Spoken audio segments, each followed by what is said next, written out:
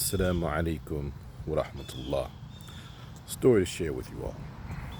So, just the other day, I'm in my office and a gentleman knocks on the door. I say, "Come on in," as I always do. This gentleman, who will remain nameless, he is carrying some books, notebooks, and such. He proceeds to kind of storm his way directly in front of me, slams his things on top of my desk, which has some of my personal items, my books open, my laptop, and such. And I'm actively in a lesson with a professor at the time. And he opens up this verse of the Quran, asks me to read it, and I do. Read it out loud. And then he says to me, "So you know how to answer to this?" So I get ready to compose myself, and he says, "You're not a true believer?" And then he opens up his notebook, holds it up to me, and he says to me, "Allah revealed these words to me. Allah told me to write this." So there's some scribble, and then below the scribble, it says, "Arise and warn." And he is very, very excited, very, very agitated. He's on edge, and I'm listening to him, and I'm attempting to direct him, and he's attempting to establish to me that the resurrection is happening right now by way of this verse in the Quran that he presents, and whatever else that he's stating at that time. And of course, I have to explain to him this is not the case. We're not in the resurrection. It does have signs and such, and what we do know of it, we don't have the signs present that is happening right now, though we do know that it's coming. So, I mean, he proceeds to get closer to me. He is so angry, agitated, that he has not just tears running from his eyes, not drops. It's like a steady stream of liquid flowing from both of his eyes. And that liquid is dropping onto my desk.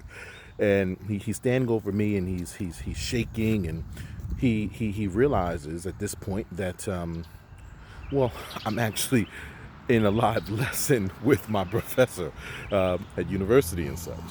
So he says, "Who is that?" And I say, "That is my professor. I'm actually in a live lesson right now." And he turns to me and he says, "Your teacher isn't Allah?"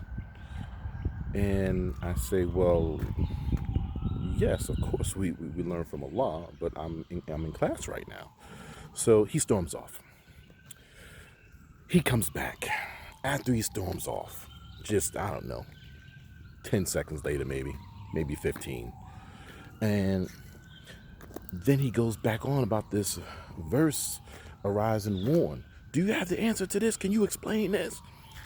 So, against my better judgment, I then tell him, "Well, listen, the verse you're referring to, it's speaking to the Messenger of Allah, sallallahu alaihi wasallam, and it is the transition when he is matriculating from a prophet into a messenger. That's what this is speaking about." And then he goes on and he says, "I don't care about your messenger. I'm the messenger. I'm telling you what Allah revealed to me. I don't care about this messenger." And he proceeds in some very colorful language to let me know that I'm not a true believer, that I'm going to hell. And shoes on the musalla, and he storms off.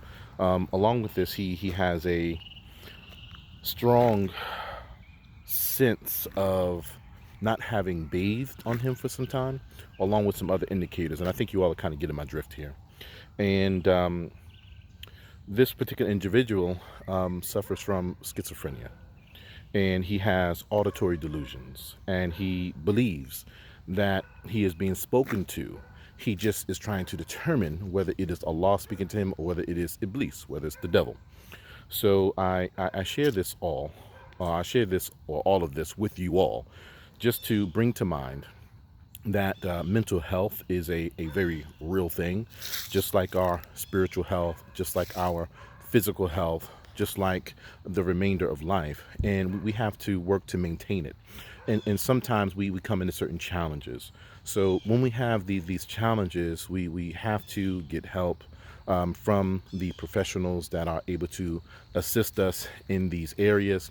And if it does come to the point where we do need to medicate ourselves, of course, we need to take consideration with this and do this intelligently. Yet the Messenger of Allah sallallahu has mentioned Da'u infusakum, to medicinally treat yourselves. And if we're at that level, we shouldn't just neglect it and get to the point where we enter into manic episodes and things like this. In our community, it's actually not uncommon to find people that have psychopathic tendencies, sociopathic tendencies, to have bipolar disorder, to to have just different challenges, right? To have different challenges. So we need to be aware of all of that, and we need to take it seriously. And from those that are on the receiving end of some of these things, we do need to understand that sometimes people are acting in they're not acting in their best selves, and sometimes it's not something that can be approached with pure logic alone. And we need to seek assistance for our brothers and for our sisters, and to not take certain things personally. But at the same time, we do need to look out for the well-being of others that are present when we have our brothers and sisters that are going through challenges such as this. Collect your thoughts. Assalamu alaikum wa rahmatullah.